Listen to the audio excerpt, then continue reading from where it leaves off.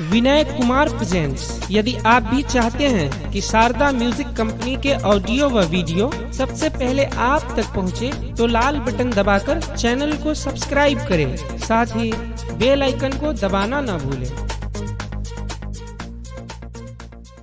यार माझ्या मारे भातार रोजे तरसो,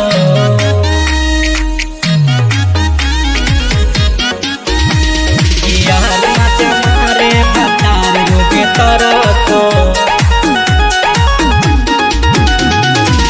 यार माझ्या मारे भातार रोजे तरसो, यार माझ्या मारे भातार रोजे तरसो। एक मुट्ठी सड़को या मेघ खूब बड़ा सो, मेघ खूब बड़ा सो, एक मुट्ठी सड़को या मेघ खूब बड़ा सो, यार मजा मारे भातार रोजे तड़सो, यार मजा मारे भातार रोजे तरसो। Kamlesh recording studio Mohammadpur.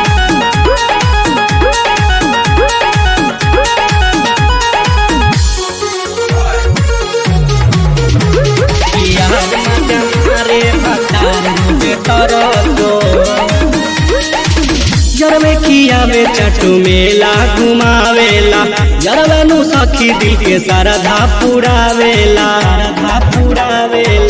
जरवे खियावे चाटू मेला घुमावेला, जरवे नु सखी दिल के सरधा पुरावेला। राजा जी के गोइल बाहर बीत गोइल बरसो, राजा जी के गोइल बाहर बीत गोइल बरसो, बीत गोइल बरसो। यार मजा मारे भातार रोजे तरसो, यार मजा मारे भातार रोजे तरसो।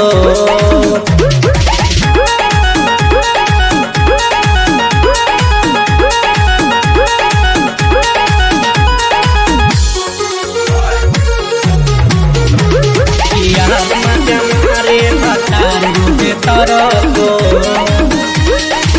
हमर जवानी भइल मड़ुआ के रोटी, नइखे भातार के बस के अरबेनु खोटी, अरबेनु खोटी।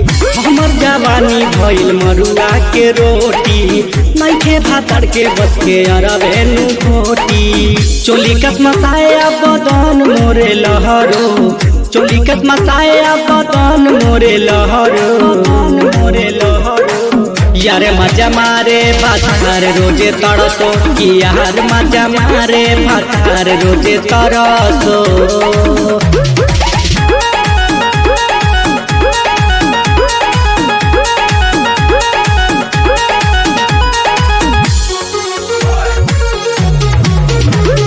यार मजा मारे भातार रोजे तरसो।